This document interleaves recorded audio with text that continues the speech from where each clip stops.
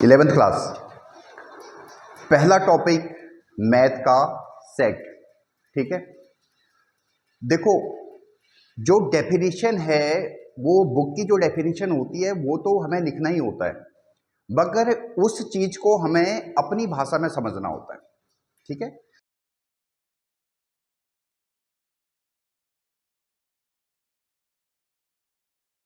जो डेफिनेशन है वो क्या है, सेट क्या है, well defined collection of well defined object. Well defined object का मतलब क्या, अपनी भाषा में समझना कि कोई कंफ्यूजन नहीं होना चाहिए। क्या, कोई कंफ्यूजन नहीं होना चाहिए अगर हम उसको अलग अलग एंगल से देखते हैं। ठीक है, जैसे मैं एक एग्जांपल के साथ आपको समझाने की कोशिश करता हूं। जैसे हम बोलते हैं कि इस क्लास के 10 मोस्ट टैलेंटेड स्टूडेंट। ठीक है, तो अब देखो टैलेंट हर बच्चे में होता है। अब वो किस चीज में टैलेंट होता है, कई बच्चे शरारत करने में टैलेंटेड होते हैं, कई किताब पढ़ने में टैलेंटेड होते हैं, कई स्पोर्ट्स में टैलेंटेड होते हैं। तो ये कंफ्यूजन वाला वर्ड आ गया, आया नहीं आया सन में? तो ऐसा कलेक्शन सेट नहीं है, यानी जिसमें कंफ्यूजन आ जाए वो सेट नहीं है। वेल डिफाइंड का मतलब है अगर आप उसको अलग अलग एंगल से देखते हो तो वो एक ही आंसर आना चाहिए। ये समझ में आ रहा है? जैसे हमने बोला collection of first 10 natural number. अब नेचुरल नंबर तो नेचुरल नंबर ही रहेंगे, समझ में आ रहा नहीं आ रहा है? वो बदलेंगे नहीं, आप उसको किसी भी व्यू पॉइंट से देखोगे तो वो बदलेंगे नहीं। तो ऐसी चीजों को हम बोलते हैं सेट। क्या बोलते हैं? समझ में आ रहा नहीं आ रहा है? ठीक है, सेट को एक सिंपल भाषा में, जैसे सपोज करो एक सेट ए है, इसको इस वाली ब्रैकेट से हम क्लोज करते हैं ऐसे। ठीक है, इसके अंदर मेंबर, जैसे हमने बोला फर्स्ट 10 नेचुरल नंबर, तो नेचुरल नंबर कौन कौन से हैं? 1 2 3 4 5 6 7 8 9 10। समझ में आ रहा है?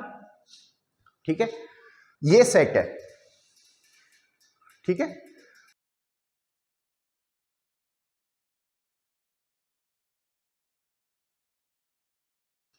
ये सेट को लिखते समय कुछ हमें ध्यान देना होता है। एक चीज, कोई भी ये जो अंदर लिखे हुए हमने, इनको क्या बोलते हैं? पहले एलिमेंट या मेंबर।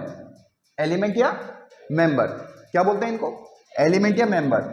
समझ में आ रहा है? इसको लिखने का ये तरीका होता है, देखो जैसे 1 है, 1 इज ए मेंबर ऑफ ए, या 1 बिलोंग टू ए, या 1 इज ए एलिमेंट ऑफ ए, जैसा मर्जी बोलो। ये आ रहा समझ में? नहीं आ रहा है? बोलने का तरीका ये समझ में आ रहा है? ठीक है, तो किसी भी सेट को लिखते समय हमें ये चीज ध्यान देनी होती है कि कोई भी एलिमेंट या मेंबर रिपीट ही नहीं होना चाहिए। समझ में आ रहा है? क्या रिपीट ही नहीं होना चाहिए? जैसे हमने 1 लिख दिया तो दोबारा 1 नहीं आना चाहिए। समझ में आ रहा है? जैसे 2 लिख दिया तो दोबारा 2 नहीं आना चाहिए। आसान है। ठीक है, दूसरा नियम क्या है कि इनकी जो ऑर्डर है, इनका जो ऑर्डर है वो इंपॉर्टेंट नहीं है। आप चाहे तो इसी को ऐसे लिख लो,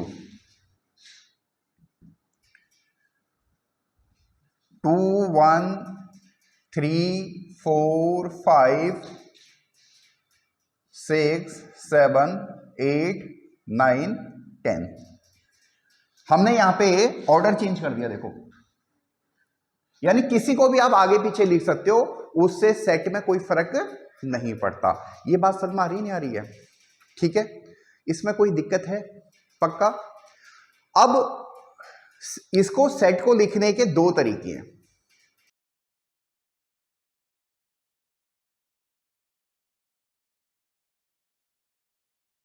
ठीक है, एक है टेबुलर फॉर्म, ये वाला फॉर्म जिसको हम ये बोल रहे हैं, या इसको रोस्टर फॉर्म में बोलते हैं। क्या बोलते हैं? Roster form. टेबल के फॉर्म में लिखा हमने, तो टेबुलर फॉर्म भी है और रोस्टर फॉर्म भी है। समझ में आ रहा नहीं आ रहा है? क्लियर है? ठीक है, और एक दूसरा होता है जिसको हम बोलते हैं सेट बिल्डर फॉर्म। क्या बोलते हैं? Set builder form. समझ में आ रहा नहीं आ रहा है? ठीक है, तो पहले इसी एग्जांपल के साथ मैं आपको बताता हूं, फिर उसके बाद एक्सरसाइज कराते हैं। सेट बिल्डर फॉर्म लिखना है इसका मैं। ठीक है, तो सेट बिल्डर फॉर्म को हम ऐसे लिखते हैं, जैसे A is the collection of X, X है, एक्स का कलेक्शन है, ठीक है, सच दैट एक्स क्या है। अब एक्स को आपको इस हिसाब से लिखना है यहां पे कि आप इसको पढ़ के ये बना दो, ध्यान से देखना, जैसे मैंने लिखा x, x is a natural number, क्या है, नेचुरल नंबर, और क्या कंडीशन है, and x is less than equal to 10। अरे गॉट माई पॉइंट ना, एंड का मतलब होता है कि ये दोनों कंडीशन एक साथ फुलफिल होनी चाहिए। समझ आ रहा नहीं आ रहा है, ठीक है, क्लियर है नहीं क्लियर है। तो अगर आप इसको पढ़ लो, नीचे वाले को पढ़ लो, तो आप ऊपर वाले को अगर बना देते हो तो इसका मतलब ये आपने सही लिखा है। ये आंसर एनसीईआरटी से मिसमैच भी हो सकता है, जैसे हम अभी इसको लिखना चाहें तो हम इसको दूसरे फॉर्म में भी लिख सकते हैं अभी, ठीक है, हम इसको ऐसे भी लिख सकते हैं, x is a natural number and x is less then 11। समझ आ रहा नहीं आ रहा है, 11 से छोटा हो और नेचुरल नंबर है, तो 11 से जस्ट छोटा कौन सा नेचुरल नंबर है, 10, तो लास्ट मेंबर इसका 10 ही आ जाएगा। अरे गॉट माय पॉइंट, ये आया नहीं आया सर में। ये सेट बिल्डर लिखने का तरीका पता चला, क्या तरीका है इसमें, कि हमें इसको इस हिसाब से लिखना है, इस हिसाब से लिखना है कि इसको पढ़ के हम ये टेबल बना दें, ठीक है। अच्छा, ये 1 2 3, देखो इसको दूसरे तरीके से भी लिखने की कोशिश करते हैं एक बार। 1 2 3 4 5 से लेकर ये जो 10 तक है नंबर, ये होल नंबर भी हैं, होल नंबर भी है ना, तो हम ऐसे भी लिख सकते हैं, x is a, where x is a whole number, whole number and x is greater than 0 और लेस देन 11। अरे गॉट माय पॉइंट, समझ में आ रहा है। 0 से बड़ा होल नंबर कौन सा है, 1, ठीक है, और होल नंबर डेसिमल में नहीं होते, ठीक है, और 11 से छोटा होल नंबर कौन सा है, 10। अरे गॉट माय पॉइंट ना, तो हमने इसको पढ़ के लिख दिया ना ये, और यूनिकली लिखना चाहिए, कोई कंफ्यूजन नहीं आना चाहिए। अगर आपने इसको ऐसा लिख दिया तो इसका मतलब आपने सेट बिल्डर फॉर्म सही ढंग से लिखा हुआ है। अरे गॉट माय पॉइंट, हम इसको ऐसे भी लिख सकते हैं, x is greater than equal to 1 और लेस देन इक्वल टू 10। अरे गॉट माय पॉइंट ना, ये अलग अलग तरीके लिखने के, आया नहीं आया समझ में।